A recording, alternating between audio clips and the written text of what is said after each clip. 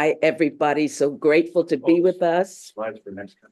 here at ULT San Diego. Please, thank you for the Aquarian series.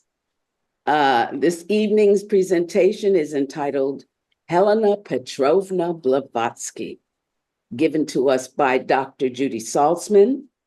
Yeah, thank you. All right. We're going to discuss H.P. Blavatsky, and it is my distinct honor to do so because, as you will see with the warnings of William Q. Judge and Robert Crosby, no one can fully understand her on our level. We can only admire and be grateful for her great work and sacrifice. And so we're going to try to comprehend her, but we're not going to be able to fully do it because she was an adept far above us. And yet, she says in the Secret Doctrine Dialogues to some close disciples that she's not a high adept. There are masters who are above her and far above her, because someone who is sincere will always point to a higher Buddha. So we know that she was very much on the level, real teacher from her work. And she asks that on White Lotus Day, which will be a few days from today on May 8th, that those who are her disciples should gather and read from the Bhagavad Gita and The Light of Asia by Sir Edward Arnold and other works which have been chosen.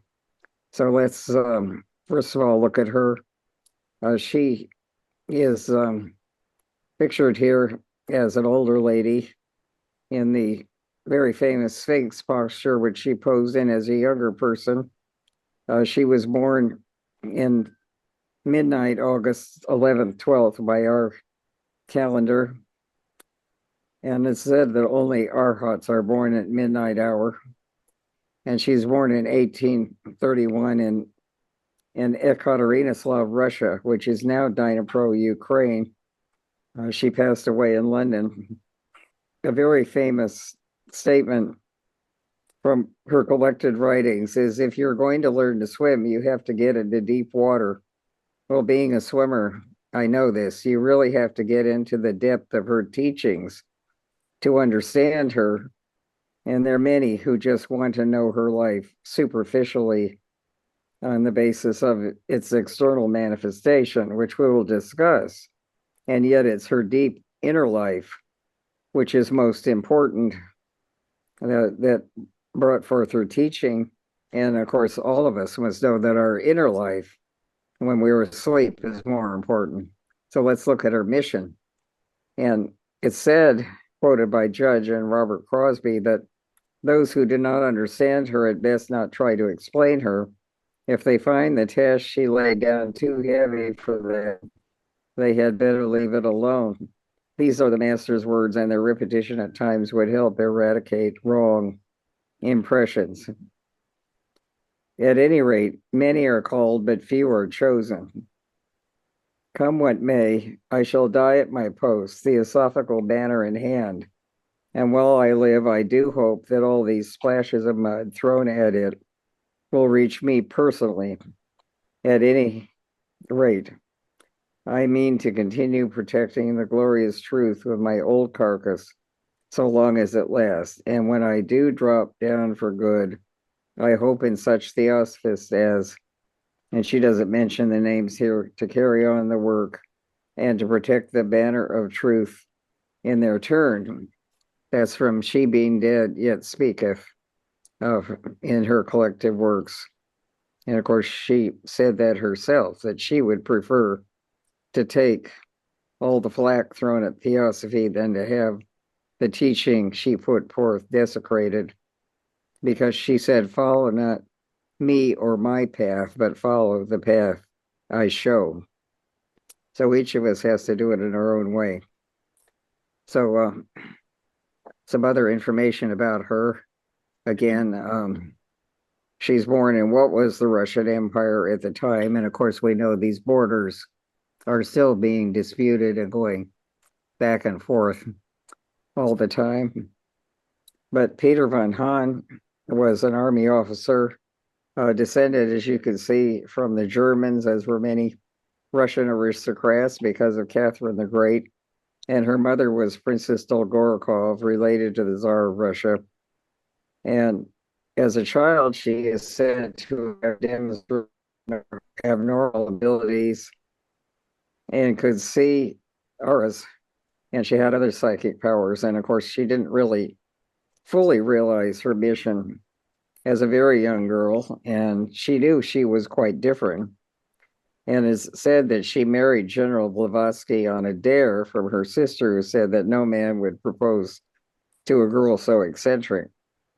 Well, of course, this wasn't a very good marriage, because a doctor later on testified that she was actually an androgen, that she really could not have had intercourse, let alone have children. So, of course, her husband was not happy about this. And she is said to have broken a candlestick over her husband's head and escaped on horseback from marriage and began traveling. And as a very young woman, around 21, she said to have visions of an Indian man, Moria, her master, living in Tibet. And they met in Hyde Park in London, and he told her to go to Tibet. Now, this was not easy in those days, but after a number of frustrations, she is said to have entered through Kashmir, through the frontier, and her expertise as a horsewoman was very helpful to this. And there she met her master, Kutu May, who was also a master of Moria, and she studied the ancient wisdom religion preserved through a monastery at Chigatse. Now, she must have been there most of her 20s. She most likely attained a status of geisha or doctor, but of course, she never used any title. She even renounced her title of Contessa later on. But then, after her study in Tibet, it's mentioned in Sylvia Cranston's great book on HPB that she went back to her home in Ekaterinoslav, where these aristocrats were having a party. And it says, there was Madame Blavatsky, unannounced. At any rate, she eventually got a ticket to go to the United States. And it said that she was so kind-hearted that although she had been given a first-class ticket, she turned it in for steerage class to help a woman with several children who had been swindled and had a false ticket. And so this was part of a demonstration of how really kind-hearted she was. And going to the United States, she encountered, of course, the phenomenon of spiritualism, in which the Fox sisters in New England and others thought that they were really contacting the spirits of the dead. But of course, she explained it logically that these were not the dead, that these mediums were conjuring up, that they were astral phenomena.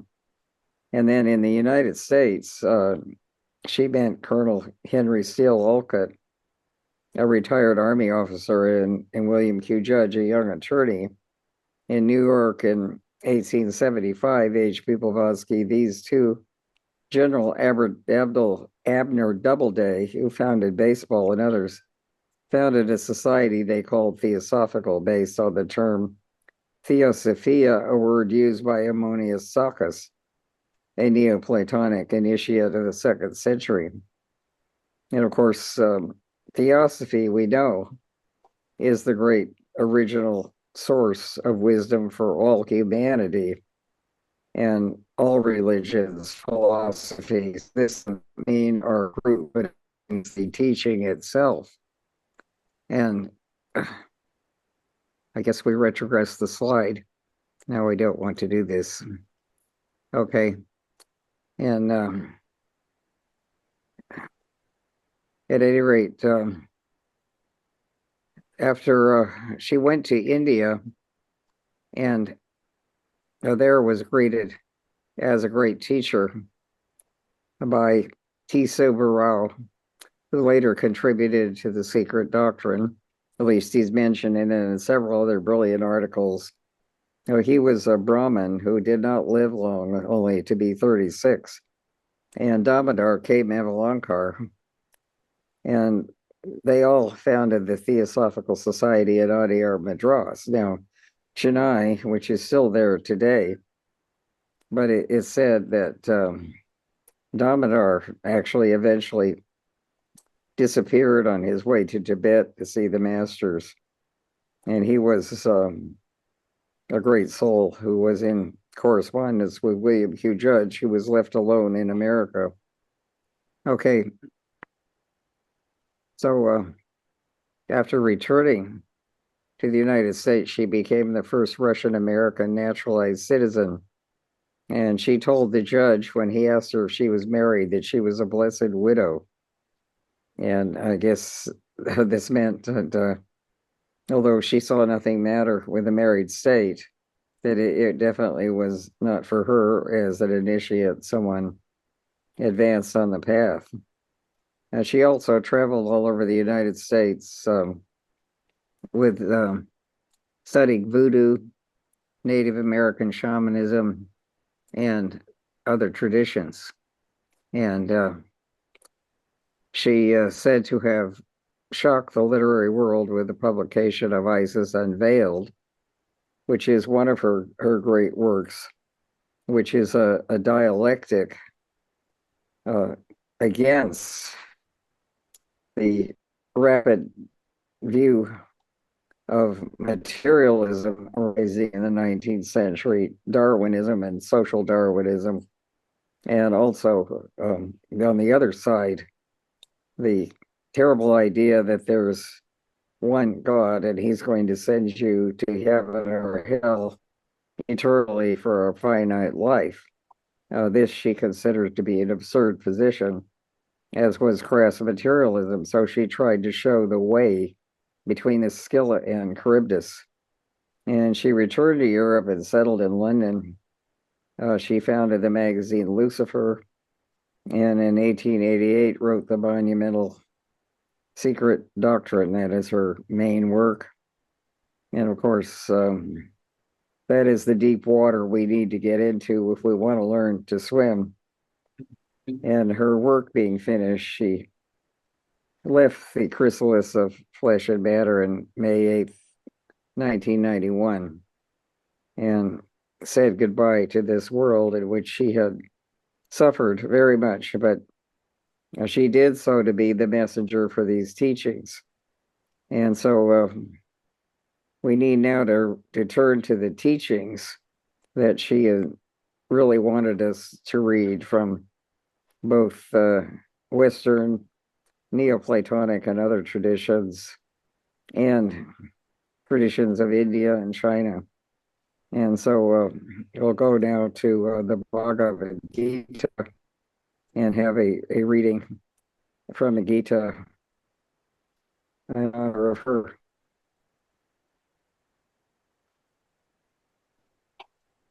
So is Shobha here?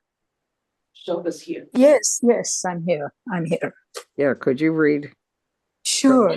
9. Yes. Yeah, thank you. Thank you. Yeah, the Bhagavad Gita.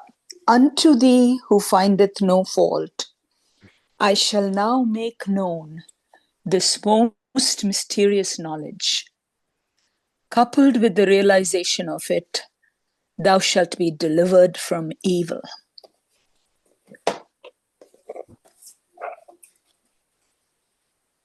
Could you read the first 2 paragraphs? Sure. I will take my book. You have the text? I do. I'm looking for it. This is chapter 9. Yeah, I found it. Yeah, chapter 9. Yes. Just please continue. This is the royal knowledge, the royal mystery, the most excellent purifier, clearly comprehensible, not opposed to sacred law, easy to perform, and inexhaustible. Those who are unbelievers in this truth, O harasser of thy foes, find me not. but revolving in rebirth, return to this world, the mansion of death. Do you want me to read 2 paragraphs or 3? Yes, please. Yeah. Now go ahead, the next paragraph, and that's all. Yeah. All this universe is pervaded by me in my invisible form. All things exist in me, but I do not exist in them. Nor are all things in me. Behold this my divine mystery.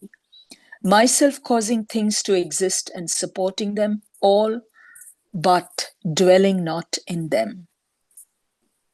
Understand that all things are in me, even as the mighty air which passes everywhere is in space.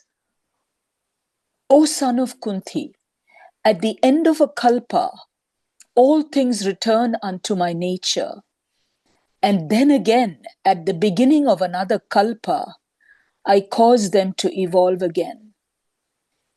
Taking control of my own nature, I emanate again and again this whole assemblage of beings, without their will, by the power of the material essence.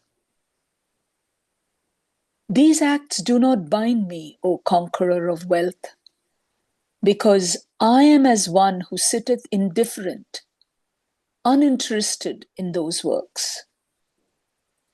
By reason of my supervision, nature produceth the animate and inanimate universe. It is through this cause, O son of Kunti, that the universe revolveth. Thank you. You're welcome. Okay, well, now we're going to consider The Light of Asia, the great story of the Buddha rendered into English poetically by Sir Edwin Arnold. So, Jonathan, could you read from that? Sure. I couldn't find a Quest version at the lodge. I have the Theosophy Company version. That's fine. Below the Dawn. Yeah, okay, I found the right place. Okay, and just read to the end of the chapter, correct? Yes, about the triumph of the Buddha. Yes. Okay. Lo, the dawn sprang with Buddha's victory. Lo, in the east flamed the first fires of beauteous day, poured forth through fleeting folds of night's black drapery.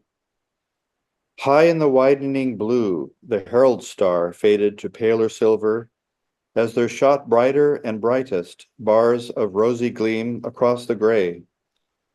Far off, the shadowy hills saw the great sun before the world was ware, and donned their crowns of crimson, flower by flower, felt the warm breath of morn and 'gan unfold their tender lids. Over the spangled grass swept the swift footsteps of the lovely light, turning the tears of night to joyous gems, decking the earth with radiance, broidering the sinking storm clouds with golden fringe, gilding the feathers of the palms which waved glad salutation. Darting beams of gold into the glades, touching with magic wand the stream to rippled ruby, in the break finding the mild eyes of the antelopes and saying, "It is day." In nested sleep, touching the small heads under many a wing and whispering, "Children, praise the light of day."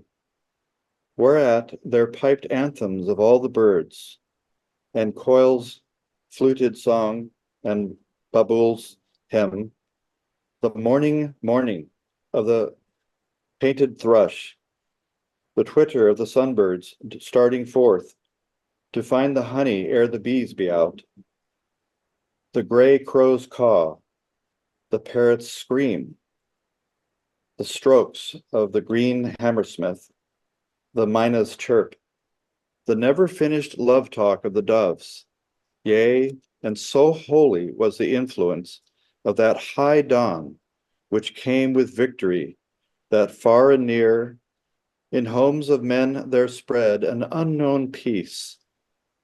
The slayer hid his knife, the robber laid his plunder back. The shroff counted full tale of coins.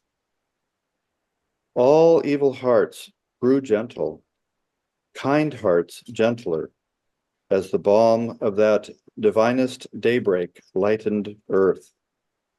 Kings at fierce war called truce. The sick men leaped, laughing, from beds of pain.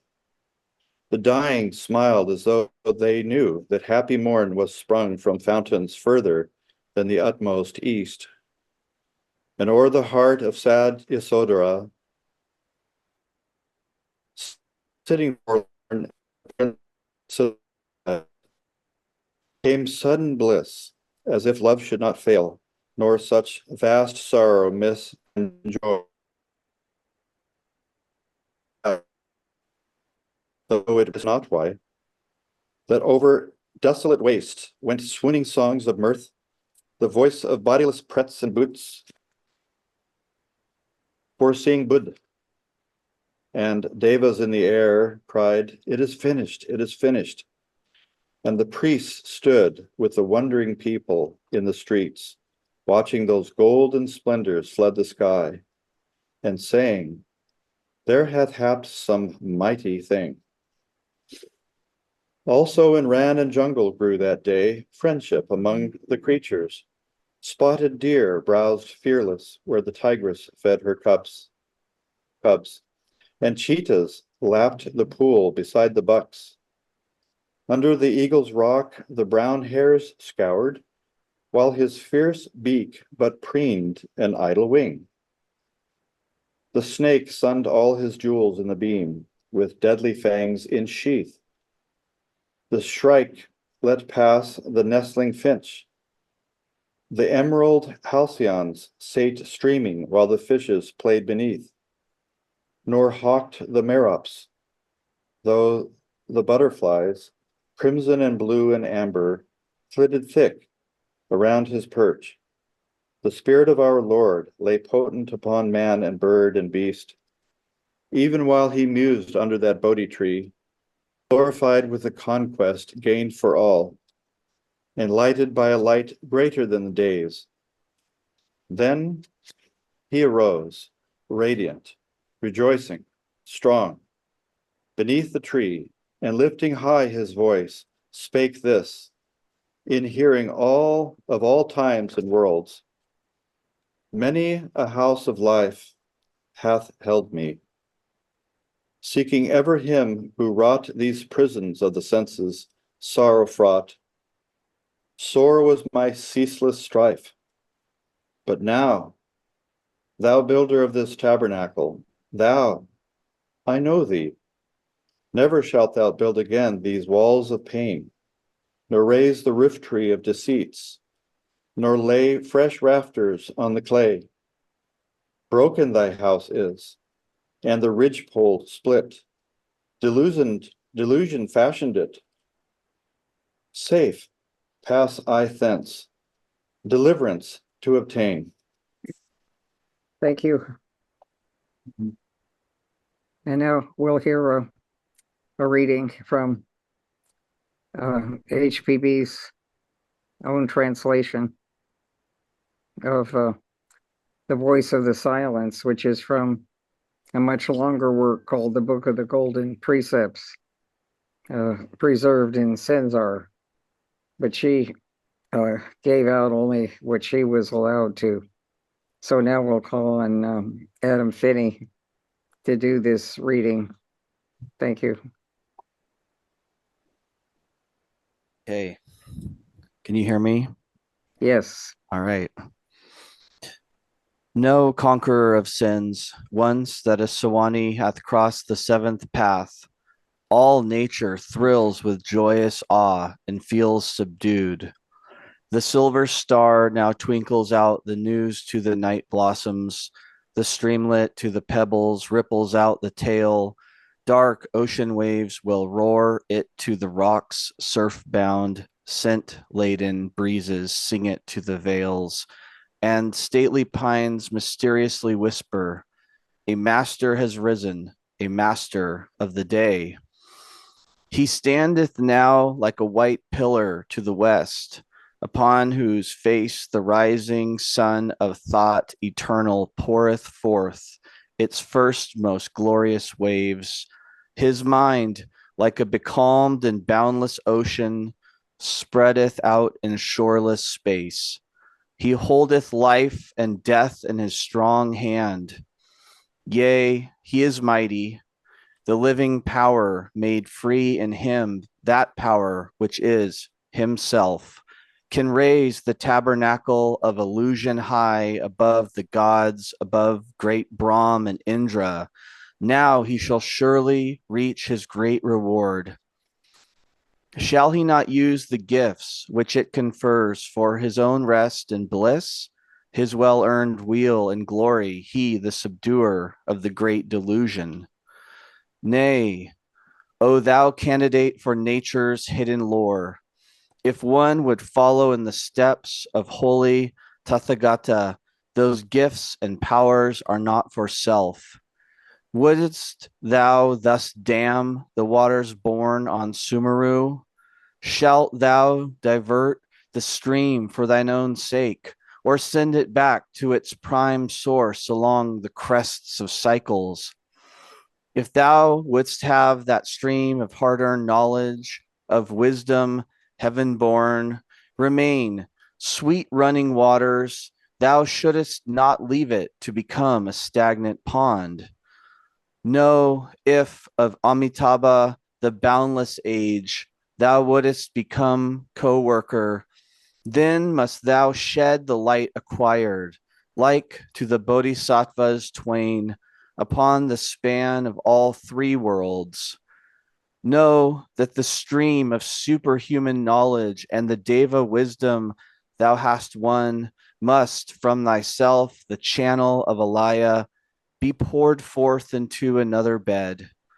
Know, O Narjol, thou of the secret path, its pure fresh waters must be used to sweeter make the ocean's bitter waves, that mighty sea of sorrow formed of the tears of men.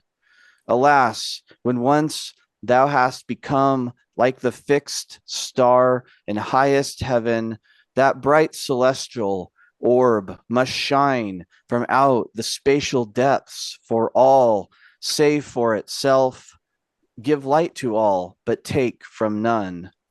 Alas, when once thou hast become like the pure snow in mountain vales, cold and unfeeling to the touch, warm and protective to the seed that sleepeth deep beneath its bosom, 'tis now that snow which must receive the biting frost, the northern blasts, thus shielding from their sharp and cruel tooth the earth that holds the promised harvest, the harvest that will feed the hungry. Self-doomed to live through future kalpas, unthanked and unperceived by men, wedged as a stone with countless other stones which form the guardian wall. Such is thy future if the seventh gate thou passest, built by the hands of many masters of compassion, raised by their tortures, by their blood cemented. It shields mankind since man is man, protecting it from further and far greater misery and sorrow. Withal, man sees it not, will not perceive it, nor will he heed the word of wisdom, for he knows it not. Thank you.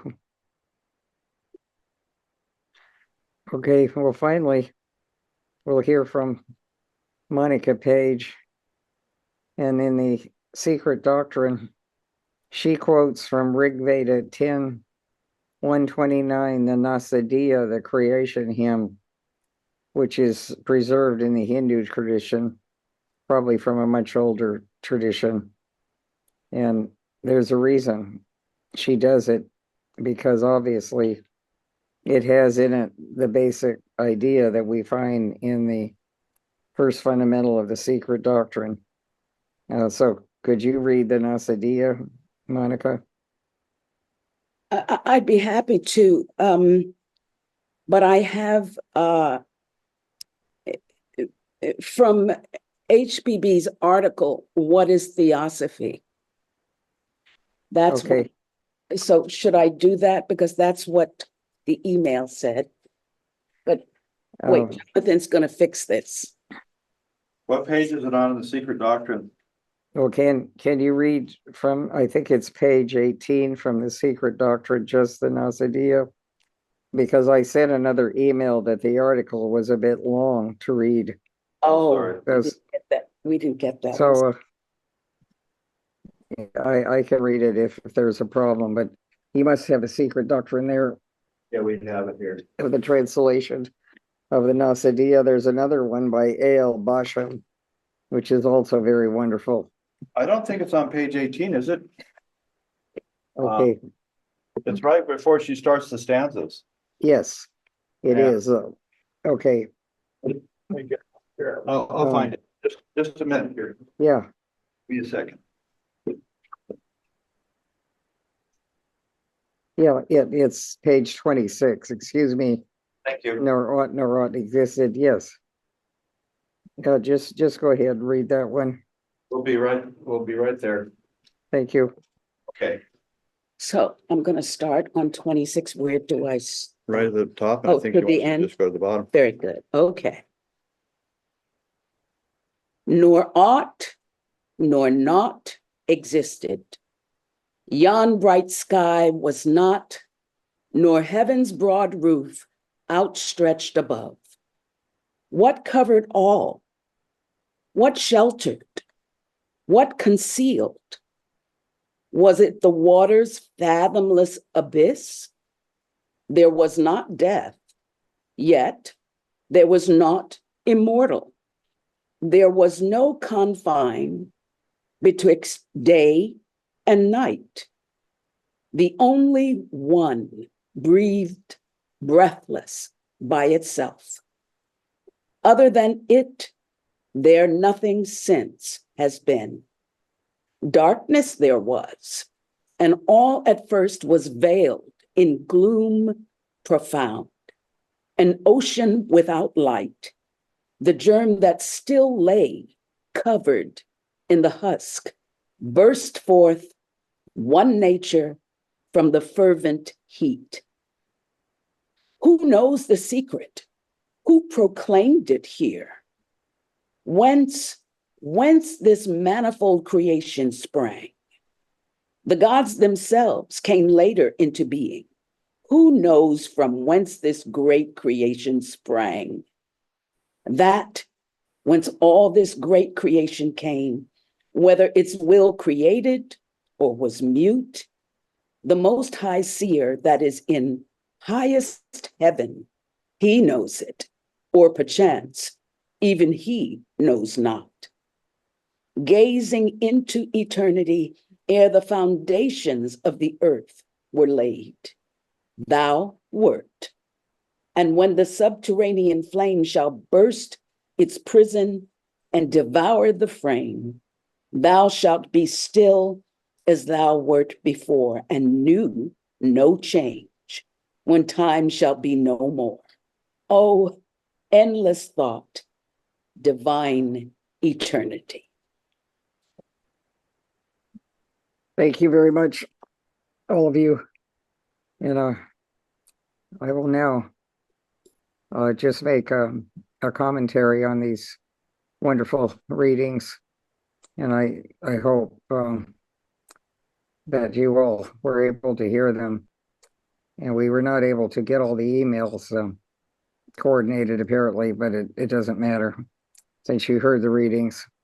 And I would like to make a commentary then on what we have heard. First of all, the great chapter 9 of the Bhagavad Gita dealing with the kingly mystery is extremely important because it's pivotal in the Gita, which has 18 chapters, because before this, Arjuna, who has been initially very despondent, and of course does not want to fight in the Mahabharatan war because his relatives and friends and teachers are on the other side, has been rebelling to some extent, and then he begins to ask good questions.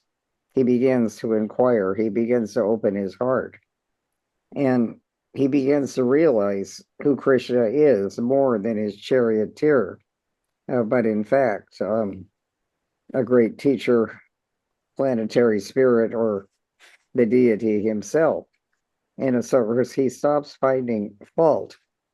And I think we can say about this chapter, Devotion by Means of the Kingly Knowledge and the Kingly Mystery, that he has begun to realize through Krishna's teaching that there is truth, that life does have meaning, and that it isn't simply something that we're going to just seek pleasure in. And of course, the Gita is allegorical of our struggle between our lower and higher nature.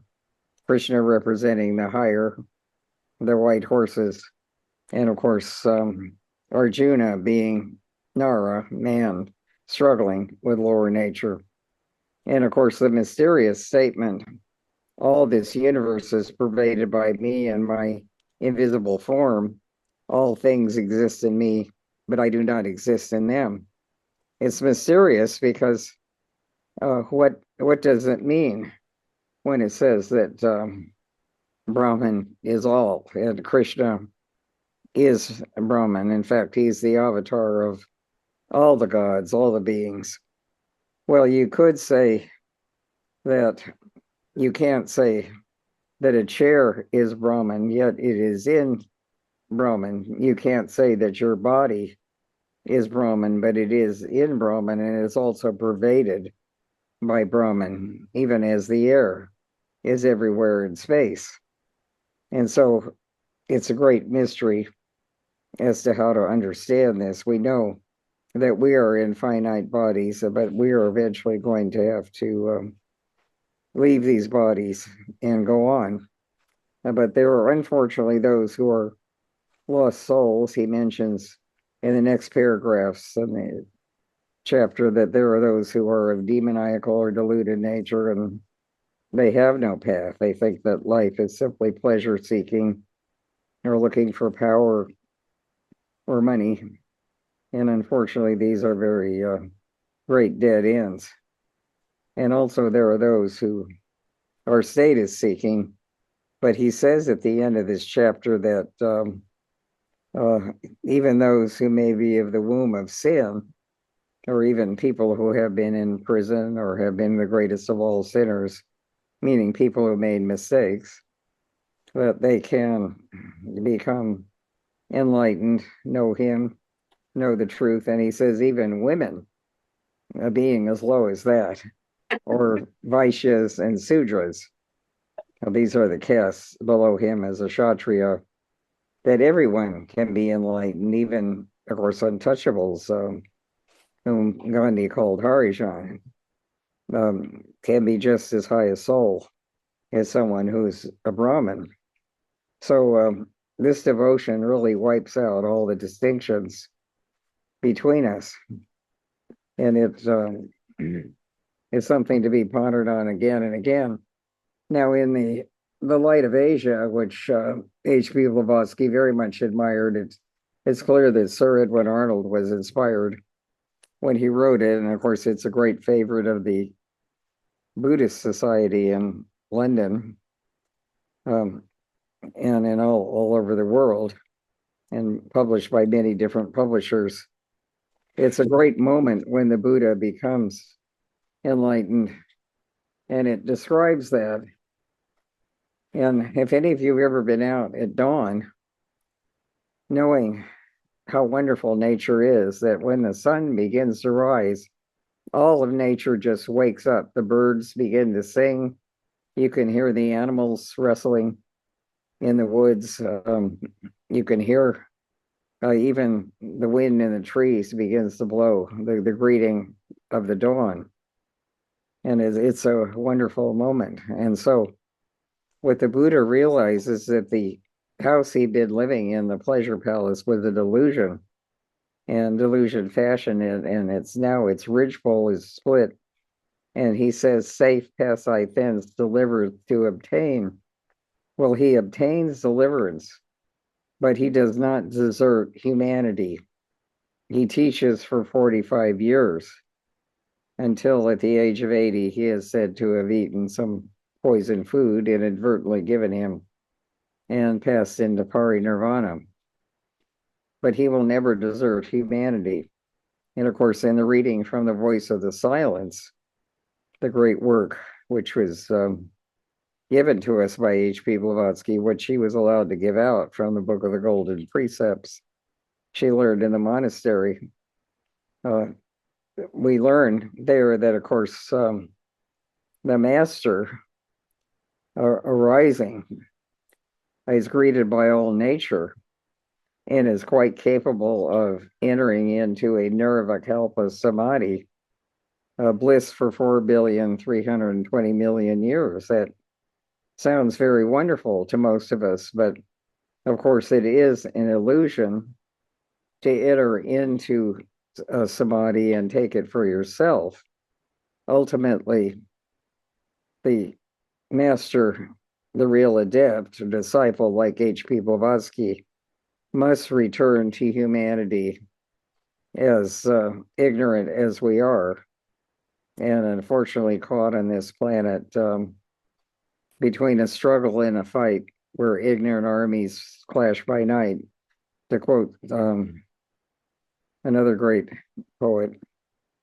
And what happens is that when the master comes and enters into a body, as did H.P. Blavatsky, although she said she was not a high adept, her body was the best that could be obtained for some time.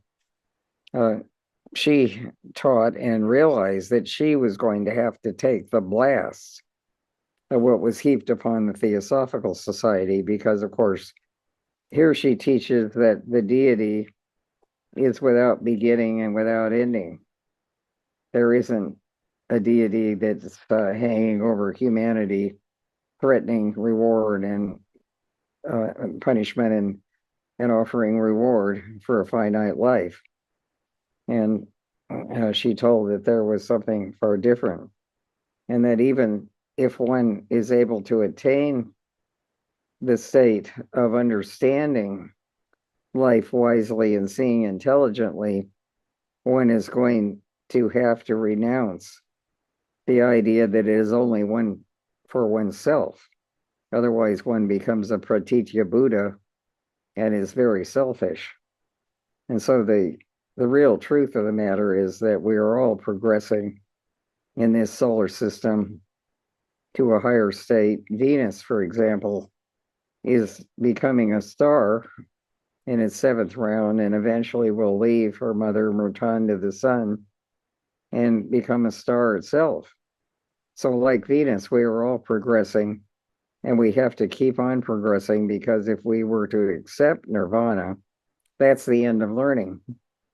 It's just like the delusional idea of heaven. Wouldn't it be nice just to have one's own cloud and harp forever? But nothing would be learned. And finally, if you look at the Nasadiya, the creation hymn, which really was given its number by the British Sanskrit scholars, because everything was sort of disorganized in India in a wonderful way. The Nasadiya really goes back to what is the first fundamental, the omnipresent, eternal, immutable, boundless principle, that there was in the beginning, if there was a beginning to manifestation, that which was and was not. And she calls it pure beingness. We can't comprehend what the ultimate is, because it has no beginning, it has no ending, and our minds cannot go there. At least mine cannot in its form. And so ultimately, she does say that there's nothing wrong with desire, arising in it to create through the Logos and to eventually manifest the world in cycles in the 2nd fundamental, and then in the 3rd fundamental to rise up as what we consider consciousness. But there never has been no consciousness, and there never has been any nothingness. There's always been Purusha and Prakriti, matter and spirit, at a hierarchy. And so even you could project that, well, does Indra in the Hindu tradition know? Well, maybe even he does not. The gods came later into the world because the gods seem to be projections of ourselves in some ways in an anthropomorphic form. So no being in our form can really explain this. So that's at least how I think of the readings.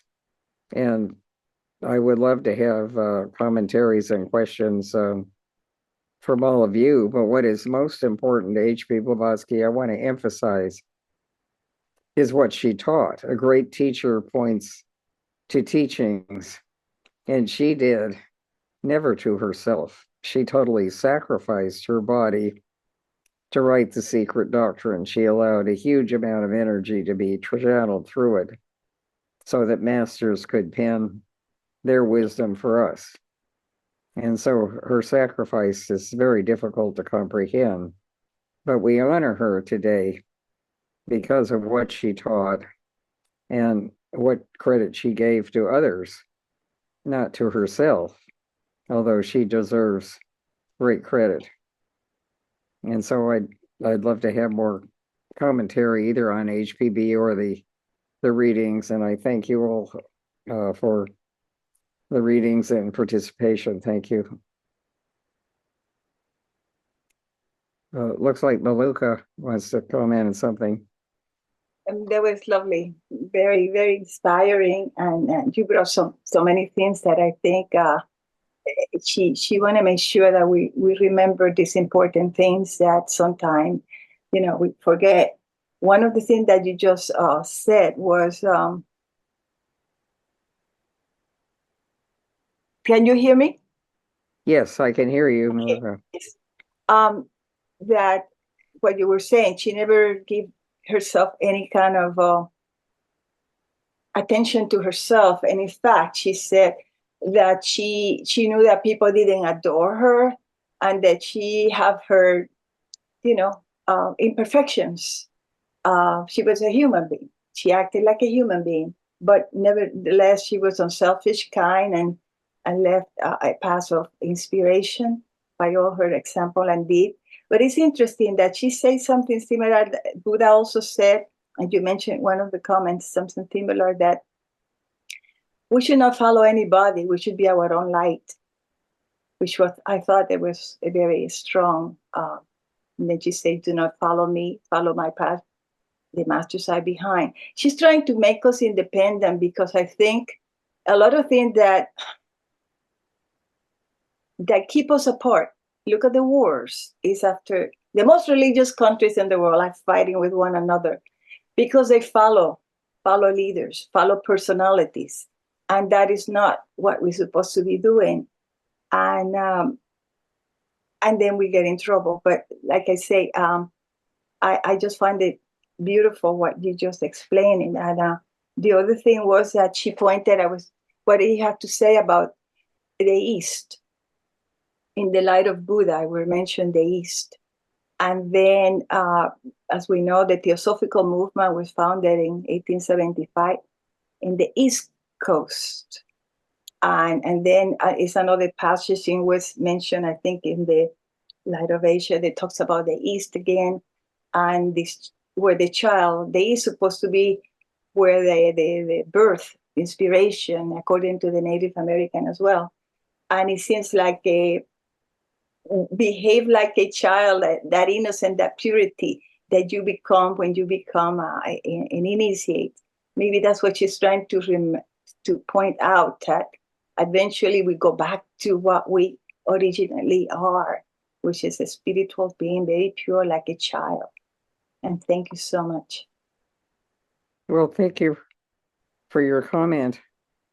Yes, I totally agree that she did not want a personality cult. And because she had paranormal cities, a few of which she apparently showed as a young woman, but she quit it because people accused her of being phony and producing phenomena. just to attract attention to herself, which she wasn't trying to do that. She was trying to show that it's possible to know the secret of atoms and pass a cup through a wall, or other psychic phenomena are possible. It's really nothing to be able to be telepathic or have kinesthetic powers, but she could do these things, but she just didn't want to say that these were an end in themselves. So you're quite right that she pointed to teachings, and that's why we need to do what she said and go back to the teachings which come from the ancient wisdom, which she tried to bring back to us. Well, thank you. Are there other questions or comments? I appreciate, yeah. Yes, Judy, I'm looking here in chat, and this is from Victor Williams, who says, "Well said, Judy." So, Well, that's nice of that him was- to say that, but of course we're here to honor H.P. Blavatsky, and I notice there are other people here. We have a brother from England, Will Wyndham, is here today, whom I know when I visited London, and everyone who's here, I certainly invite to comment, because I know really very little about H.P. Blavatsky. I only know what I have read. I never met her personally, although I did meet an older lady in Santa Barbara years ago who knew a lady who knew her, and it said that she and Colonel Olcott used to play cards with other people, and of course HPB wouldn't read their cards. She could. But it's also important to note that when the Theosophical Society was founded, of course, this was before the ULT was founded in 1909, that she became corresponding secretary, not president. Colonel Olcott, who'd been a Civil War Union colonel, became president. And I think it was General Abner Doubleday became vice president, and William Q. Judge became general counsel. He was a lawyer, and there were others involved. But she did not want the presidency. She did not want to be attracted to herself, other than she did all the work. And so I think we need to note that about her. And of course, she took all kinds of vilification in her day because people did not understand her. But I wonder if there are other comments about the readings or H.P. Blavatsky herself that need to be covered. well, I have a sort of question, but that I'd like your opinion about. At the time of HPB, there were all the rage in terms of spirituality outside of dogmatic religion was seance rooms and phenomena. And we know that HPB always pointed us to the teachings. And so I'm wondering your idea, what your idea is in terms of when she came onto the scene and entered into this circle of people. Do you think that she came because they were possibly the most flexible mentally to accept something outside of dogmatic religion because of their fixation, say, on phenomena? Or did she consider them to be more evolved souls who could take in the teachings in a way that others may not have been ready for? I'm just curious about your thoughts on that. Well, of course, I wasn't there at the time, but it seems that people who do believe in a spirit world or another dimension, which could be contacted by people like us, perhaps are a little bit outside the mainstream. and certainly spiritualism was, but also the Fox sisters in New England apparently had been quite frightened by astral phenomena in their house, such as sounds. And there were mediums holding seances. And of course, she pointed out that the fate of mediums was often not very good, nervous disorders and alcoholism and such.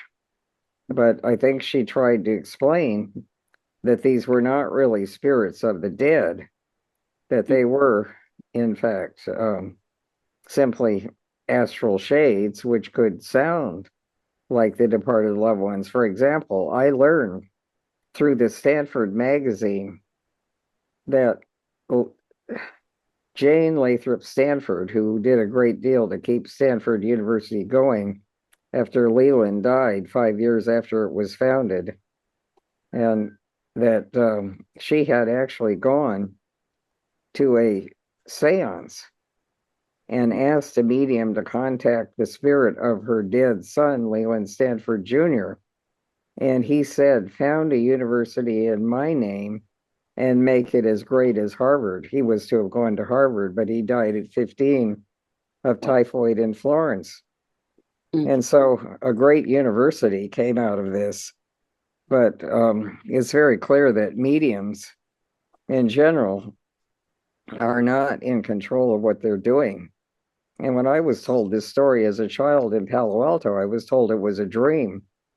But later, the Stanford magazine said, no, she actually went to a medium. She was so depressed about Leland Jr.'s death. And so some good did come out of this horrible tragedy of the boy's death. But she did well to point out that this was not a real person and that mediums were not in control. And I think we have other comments from Jeff Clark and Will. Yes, Jeff. Let's go. Yeah. Jeff. Yeah, thanks, Jeff. Judy. It's really wonderful. Yeah, you made such a wonderful choice of quotes. I've really been enjoying this. I want to ask. One time here in Japan, Rada Bernier came, and one of our Japanese members asked her, "What is why do people join the society? What sort of is the event or whatever?" And she said, often they go to hear a lecture, and they're really interested in it. And a lot of the heads of the Theosophical Society, including Rada herself, were very good speakers. Of course, Annie Besant was the greatest orator of her generation, and Olcott was a good speaker too. But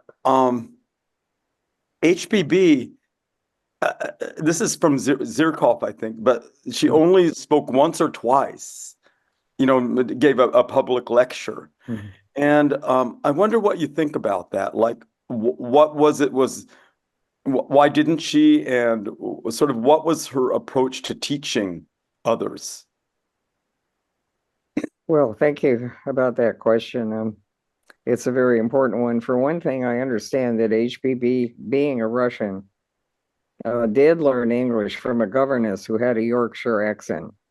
So she had a Yorkshire accent in English, and she did talk to close disciples like Transactions of the Blavatsky Lodge or the Secret Doctrine Dialogues recently published. But as far as public speaking, she thought that people like Mrs. Besant and others were far more capable of promulgating the doctrine. Colonel Olcott apparently was a good speaker. And of course, he did a great deal in India, which is honored today, to insist that people in India return to their own traditions, either Buddhism, in the case of Sri Lanka, or the Arya Samaj in India was very active in HPB's day, going back to Hinduism from the Christianity that had pervaded India by the missionaries. So as I understand it, HPB wanted to be more in the background and be the corresponding secretary and to let others who were more spectacular do the speaking. And of course, Colonel Olcott did a lot of good. Annie Besant carried on the ideas and in her own way. And of course, the ULT came later in 1909 with Robert Crosby because he wanted to return to HPB. Let's hear what Mr. Will Wyndham has to say also, all the way from London. So, Yes.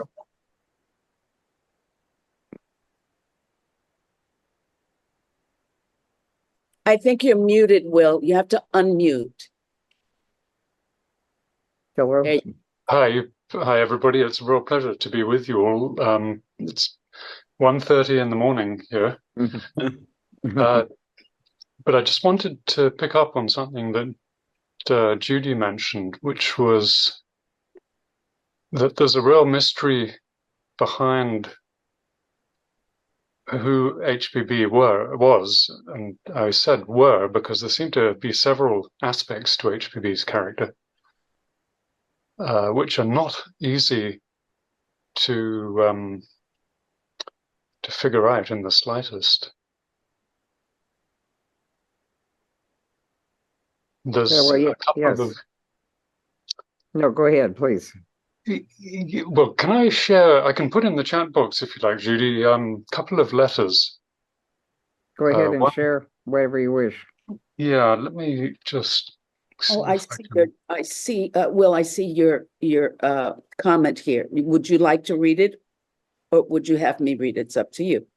Yeah, please. Will says it was mentioned. There's a real mystery behind who HPB was. These are a few letters which give some hints, but not the whole truth. Now, this one's from Damodar. Would someone like to read it? Sure, I'd be happy to read it. Go ahead. These are a few letters which give some hints, but not the whole truth. Quote, about a month after I joined the society, I felt as if there was a voice within myself whispering to me that Madame Blavatsky is not what she represents herself to be. It then assumed the form of a belief in me, which grew so strong within a short time that 4 or 5 times I thought of throwing myself at her feet and beg her to reveal herself to me. But then I could not do so because I thought it would be useless, as I knew that I was quite impure and had led too bad a life to be trusted with that secret. I therefore remained silent with the consolation that she herself would confide the secret to me when she would find me worthy of it. I thought it must be some great Indian adept that had assumed that illusionary form. But there a difficulty occurred to me. I knew that she received letters from her aunts and that she communicated with persons almost in every part of the globe. I could not, therefore, reconcile my belief, as I thought she would then have to practice the illusion all over the world.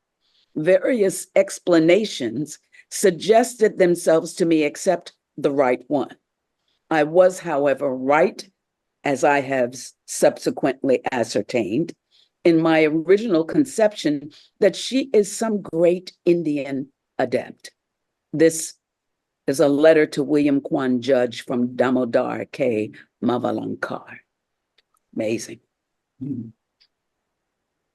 Thank you. Well, yes, I would say that that might have been her incarnation previous to her incarnation as H.P.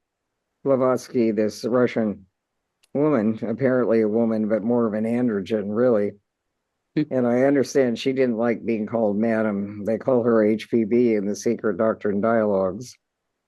But there are pictures on the internet, which I did not use.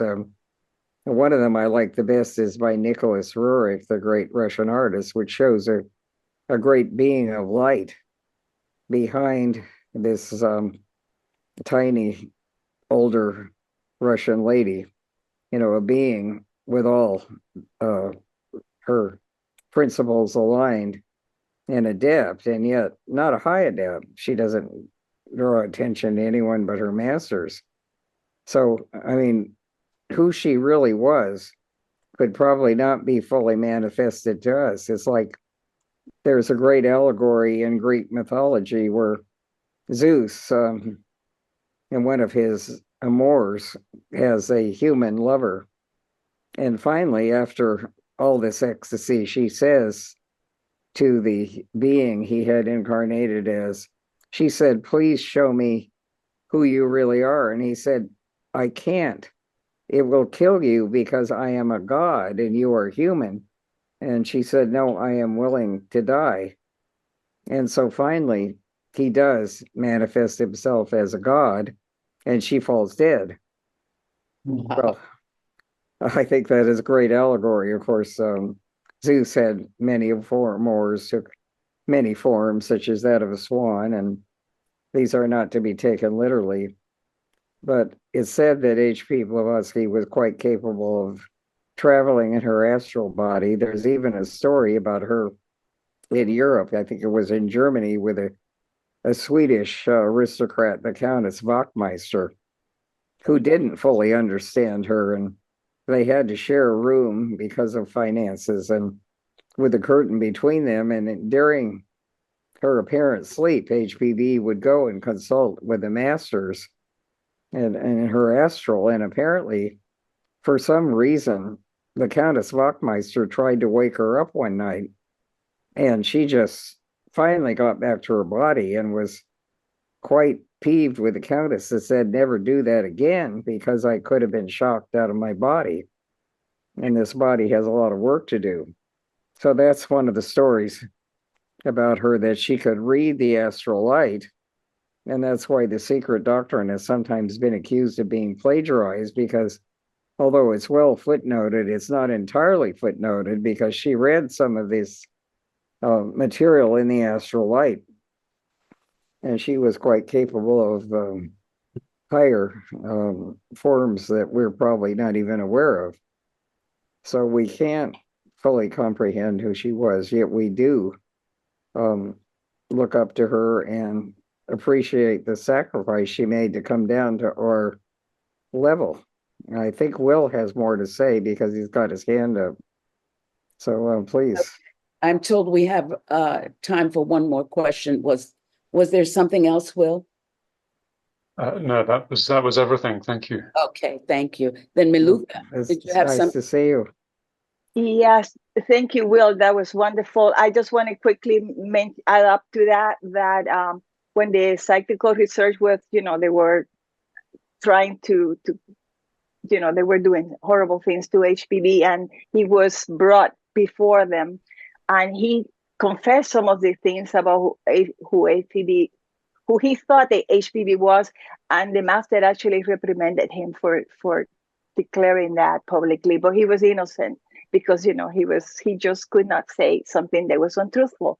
But another thing that I read recently, there is letters under the custodian of the the TS from Ukrainian, and there's some letters in which they found that HPV was trained, initiated in Tibet, and they was the only woman in the history to ever be trained there. And they actually said that she was a female bodhisattva. Yes, there's no doubt she was a bodhisattva. She was no less than a Buddha who made a great sacrifice. And of course, she showed us the path, but it's the path that we have to take in our own individual way. No one can do it for us. And I think she made that very clear. Yes. And so we need to follow these teachings, but we have to put the bit into our mouth and pull ourselves and not just look to her, although we look up to her and her teachings, but we have to do it ourselves. And I think she made that very clear. And she also made it clear that it's a path of woe, that it's not, we're not going to find a reward that we conceive of as a reward for it. Although there may be knowledge that is greater than we can ever comprehend. So I think there's a question from Laura. yeah, Laura. Well, just to expand on what Judy just said, is HPB built a bridge between humanity and the Masters of Wisdom. And it's up to us as students to maintain that bridge and to keep that bridge open. And we have to do that, as you mentioned, Judy, through our own effort. That is the path of woe for a student or a disciple or a chela, is keeping that bridge between humanity and the masters open. Yes, I think that's a very important point and can possibly be the last word, that she did build this bridge. And even though we have the Mahatma letters that are in the British Museum well preserved, and I once was able to touch those papers that HPB touched that were precipitated and by a technology that didn't even exist in the 19th century, that that is what is important, that there are those who do know and do have an insight into life that is greater than ours, that we can learn from. But we have to do our own learning and not seek reward, but to be better to help and teach others. So I want to thank you all for this privilege of talking about a bodhisattva who is far beyond us, yet was willing to be with us and will be forever. Well, thank you so much, Judy. This was a wonderful presentation. Thank you, everybody, for coming out and being with us and your input and your questions. And come back next week. Let's do this again. Thank you once again, Judy. Thank you, Judy. Everybody be Well, well and Thank safe. you. Namaste. Thank you. Namaste. Well, namaste. Thank you who read and participated.